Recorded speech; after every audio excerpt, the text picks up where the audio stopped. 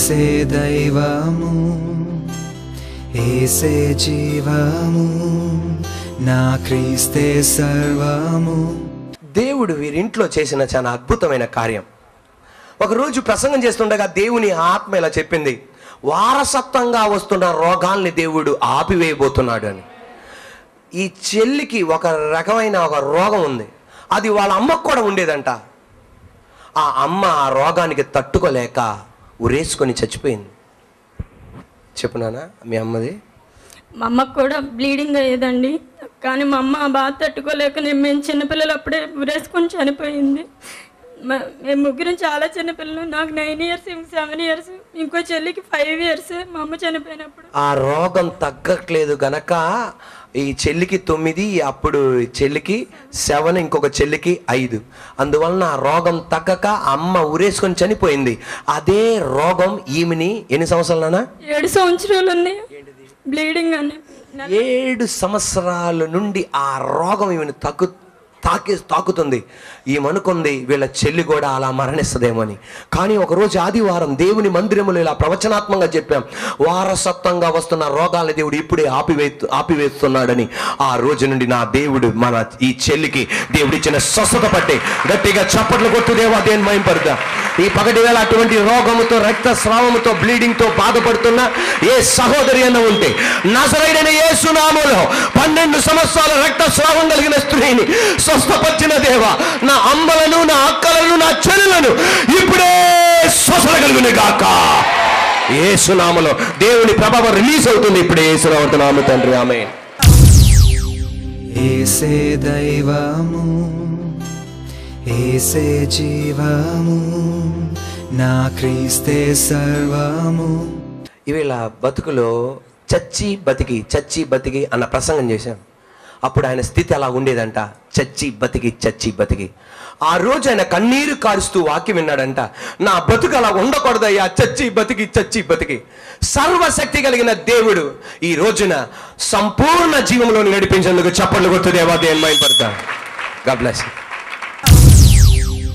ఏసే దైవము ఏసే జీవము నా క్రీస్తే సర్వము.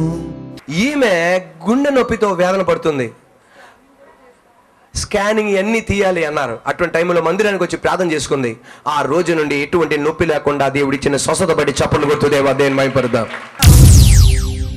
ఏసే దైవము ఏసే జీవము నా క్రీస్తే సర్వము. వివాహాల కోసం మనం ప్రార్థన చేశాం. Are you ready? పెళ్లి పందిరి ఇక్కడ వేసాం. అందరూ అలాగ ఊహించుకున్నారు. అలాగే చెల్లి కూడా ఊహించుకుంది. దేవాది దేవుడు ఈరోజు వివాహమై భర్తతో రావడానికి దేవుడు ఇచ్చిన భాగ్యం బట్టి గట్టిగా చప్పట్లు కొట్టు దేవా దేవుని మహిమపరుద్దాం. మీ కుడి హస్తాలు ఇటువైపు చాపండి. ఈ నవ దంపతులను దేవుడు ఆస్వాదించును గాక. పరలోకమున్న మా తండ్రి, ఆశీర్వదించండి. ఈ నవ దంపతులను మీ రెక్కల కింద కాపాడండి. కోడి తన రెక్కల కింద కాచి కాపాడినట్టు కాపాడండి. అబ్రహాము, ఇస్సాకు, యాకోబుల దేవా, ఈ రోజు నుండి వాళ్ళు ఆశీర్వదింపబడును గాక. మీరు బయటికి వెళ్ళినప్పుడు ఆశీర్వదింపబడదురు, లోనకు వచ్చినప్పుడు ఆశీర్వదింపబడదురు. మీ గంపయు, పిసుకు, పిండియు, తొట్టెయు దీవింపబడునని చెప్పిన విధంగా యేసు నామములో ఆశీర్వదింపబడును గాక. యేసయ్యా వీళ్ళు ఒక లైట్ హౌస్ గా మార్చండి. మాదిరికరమైన జీవితం దయచేయండి. యేసు నామములో తండ్రి. ద్వితీయోపదేశకాండం 28:14 నేను నిన్ను తలగా చేస్తాను కానీ తోకగా చేయను, పైనున్న వాడిగా చేస్తాను కానీ కిందున్న వాడిగా చేయను. ఆ వాగ్దానం వీళ్ళకి అందును గాక. ఆమేన్. ఏసే దైవము ఏసే జీవము నా క్రీస్తే సర్వము. తమ్ముడు అనుగ్రహించిన భార్య, ఈ భార్య భర్తలకు గర్భఫలం లేకుండా వేదన పడుతున్నప్పుడు దేవాది దేవుని సన్నిధిలో వచ్చి ప్రార్థన చేసుకున్నారు. 3 సంవత్సరాల తర్వాత దేవుడు వారికి గర్భపాత్రను తెరిచినందుకు దేవాది దేవునికి చప్పట్లు కొడుతూ దేవా దేవుని మహిమపరుద్దాం. God bless you. దేవా, ఈరోజు గర్భఫలం లేని వాళ్ళ కొరకు నేను ప్రార్థన చేస్తున్నాను. వాళ్ళ కుడి హస్తం వాళ్ళ ఉదరం మీద ఉంచుకున్నారు యేసయ్యా. అది టీవీ కార్యక్రమంలో కానీ ఇక్కడ ఉన్న వాళ్ళు ఎవరు ఉన్నా కానీ యేసు నామములో వచ్చే సంవత్సరం ఇదే సమయం కల్లా ఇటువంటి సాక్ష్యాలు వాళ్ళు చెప్పును గాక. ఆమేన్. ఈ పగటి వేళ ధ్యాన నిమిత్తమై ఇర్మియా గ్రంథం 29వ అధ్యాయం 7వ వాక్యం. నేను మిమ్మును చెరగన పోయిన పట్టణము యొక్క క్షేమము కోరి దాని కొరకు యెహోవాను ప్రార్థన చేయుడి, దాని క్షేమము మీ క్షేమమునకు కారణమగును. ఈ పగటి వేళ మన ప్రసంగ అంశం, యేసయ్య మనకు అనుగ్రహించిన పట్టణము కొరకు మనము ప్రార్థన చేయాలి. నాతో పాటు చెప్పండి, మన ప్రసంగ అంశం యేసయ్య మనకు అనుగ్రహించిన పట్టణము కొరకు మనము ప్రార్థన చేయాలి. దేవాది దేవుడైన యేసయ్య మనకొక పిలుపిస్తున్నాడు. Jesus is calling us, Jesus is calling you. దేవాది దేవుడైన యేసయ్య మనకొక పిలుపునిస్తున్నాడు. ఆ పిలుపునేంటంటే మనము నివసిస్తున్న ఈ పట్టణము కొరకు మనము ప్రార్థన చేయాలి. ఎందుకు ప్రార్థన చేయాలి? పట్టణం క్షేమంగా ఉంటేనే మనం క్షేమంగా ఉండగలం. పట్టణం భద్రంగా ఉంటేనే మనం భద్రంగా ఉండగలం. పట్టణం సమాధానంగా ఉంటేనే మనం సమాధానంగా ఉండగలం. అందువలన మన పట్టణ క్షేమం కొరకు ప్రార్థన చేయాలి. సిటీ అంటే ఏంటి? పట్టణము అంటే ఏంటి? ప్రజలు అన్నదాన్ని ఏమంటారు? పట్టణము అంటారు. డిక్షనరీ ప్రకారం సిటీ అన్న మాటకి అర్థం ఆర్గనైజ్డ్ పాపులేషన్ సెంటర్. అంటే ప్రజలను క్రమ పద్ధతిలో ఉంచిన స్థలాన్ని ఏమంటారు? సిటీ అంటారు. ఏమంటారు దాన్ని? పట్టణము అంటారు. నెబుకద్నెజర్ అన్న రాజు ఇశ్రాయేల్ దేశాన్ని ముట్టడి వేశాడు. ముట్టడి వేసిన సమయములో యెరూషలేములో ఉన్న అనేక వేల యూదులను బబిలోన్లోనికి తీసుకెళ్ళిపోయాడు. అటువంటి ఆ బానిసగా తీసుకెళ్ళినప్పుడు మన అందరికీ తెలిసిన బైబిల్లో ప్రఖ్యాతిగాంచిన నలుగురు వ్యక్తులు ఉన్నారు. ఈ యెరూషలేము నుండి బబిలోనికి తీసుకెళ్ళినప్పుడు ఆ నలుగురు పేర్లు: 1 దానియేలు, 2 షడ్రక్, 3 మేషక్, 4 అబేద్నెగోలు. వారు యెరూషలేము నుండి బబిలోనికి రాగానే వాళ్ళ వాతావరణం అంతా మారిపోయింది. కొన్ని వేల మంది యూదుల వాతావరణం అంతా మారిపోయింది. యెరూషలేములో మందిరం ఉండే స్థలం, దేవుని సన్నిధి ఉండే స్థలం, యాజకులు ఉండే స్థలం, ప్రవక్తలు ఉండే స్థలం, నడిపించే వాళ్ళు స్థలం, ప్రార్థన ఉండే స్థలం, పండగలు జరిగే స్థలం, బలిపీఠం ఉండే స్థలం, ప్రార్థనలు జరిగే స్థలం ఇప్పుడు టోటల్ వెరైటీ అయిన స్థలములోనికి వచ్చారు. అదేంటి? బబిలోనికి వచ్చారు. అక్కడ విగ్రహ ఆరాధనతో నింపబడిన స్థలం, మంత్రికుల చేత, చేతబడి చేత, చిల్లంగి శక్తుల చేత, భయంకరమైన పాపాల చేత నింపబడిన స్థలం. ఈ ప్రాంతానికి రాగానే అది జ్ఞాపకం చేసుకొని, దేని జ్ఞాపకం చేసుకొని? యెరూషలేమును జ్ఞాపకం చేసుకొని ఏడవటం ప్రారంభించారు. వాళ్ళ సంగీత ఉపకరణాలు పక్కన పెట్టేసేశారు. చప్పట్లు కొట్టడం మానేశారు, ఆరాధించటం మానేశారు, సనుక్కోవటం ప్రారంభిస్తున్నారు, గొనుక్కుంటున్నారు. ఎందుకు ఆ దేవుడు ఇటువంటి స్థలానికి మమ్మల్ని తీసుకొచ్చాడు అని చెప్పి రకరకాల వేదన పడుతుంటే దేవాది దేవుడు యిర్మీయా ప్రవక్త చేత యెరూషలేము నుండి బబిలోన్లో వచ్చిన కొన్ని వేల మంది యూదులతో ప్రవచనాత్మకమైన సందేశం ఇస్తున్నాడు. మీరు ఈ పట్టణములో మీరు ఉన్నది అది జ్ఞాపకం చేసుకొని ఏడవటానికి కాదు, అది జ్ఞాపకం చేసుకొని వేదన పడటానికి, సనగటానికి కాదు. మిమ్మల్ని బబిలోన్లో ఉంచా, ఒక ప్రత్యేకమైన పద్ధతిలో నేను ఉంచా. ఇప్పుడు మిమ్మురు యెరూషలేములో ఉన్నప్పుడు ఎంత భక్తి శ్రద్ధలతో ప్రార్థన చేశారో యెరూషలేం బాగుండాలని, అలాగే మీరు నివసిస్తున్న బబిలోన్ కొరకు కూడా మీరు ప్రార్థన చేయాలి. మీరు ప్రార్థన చేస్తే మీ పక్షాన నేను కార్యం చేయబోతున్నా.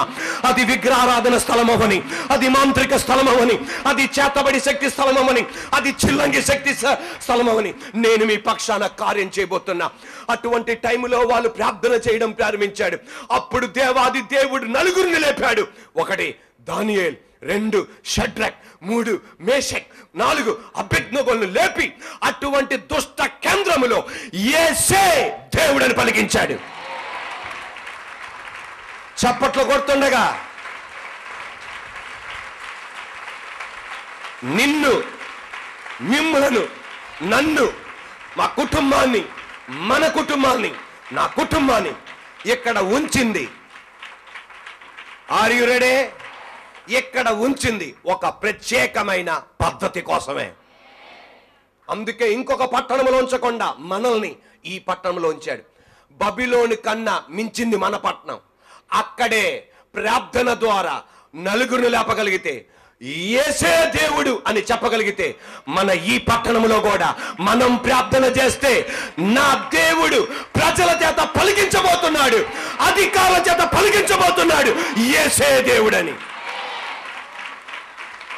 ట్రాఫిక్ జామ్ అవుతుండగా తిట్టుకోవడానికి కాదు నేను ఏర్పాటు చేసింది అక్కడ. సిగ్నల్ లైట్ లేకపోతుండగా తిట్టుకోవడానికి కాదు నేను అక్కడ ఏర్పాటు చేసింది.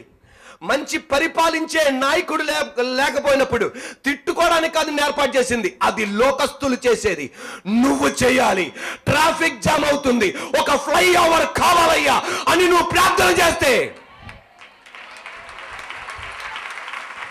సిగ్నల్ లైట్ లేనప్పుడు దేవా మంచి సిగ్నల్ పోస్ట్ కావాలని నువ్వు ప్రార్థన చేస్తే, మేము మా పట్టణాన్ని పరిపాలించేవాడు సరిగ్గా పరిపాలించట్లేదని నువ్వు ప్రార్థన చేస్తే, నా దేవుడు నీ ప్రార్థన కోసం ఒక ఇల్లును కట్టించగలిగిన వాడు, నీ ప్రార్థన వలన నీ బిడ్డ జీవితాన్ని బాగు చేసిన వాడు. మన పట్టణ స్థితిని దేవుడు మారుస్తాడు.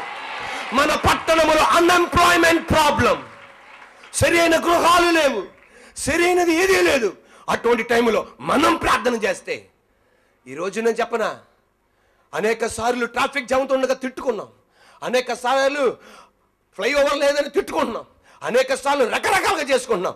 నా దేవుడు అంటున్నాడు అది చేయకండి, ప్రార్థన చేయండి. మీరు అనొచ్చు ఎలా సాధ్యమని, ప్రార్థన చేసి చూడు, తిప్పుతాడు ఆయన, అలాంటి నాయకుడిని లేపుతాడు ఆయన. నిన్ను నన్ను మన పట్టణ క్షేమం కొరకు ఏం చేయాలి? ప్రార్థన చేయాలి. ఎప్పుడైతే యెరూషలేము నుండి బబిలోనికి వచ్చిన వాళ్ళతో ఇర్మియా ప్రవక్త మాట్లాడాడో వెంటనే వాళ్ళ మనసు తెప్పరిల్లింది. అంటే మేము బానిసగా ఈ బబిలోన్ పట్టణంలో ఉన్న దేవుడు మనతో మాట్లాడుతున్నాడు అంటే దానికి అర్థం మనల్ని దేవుడు మర్చిపోలా.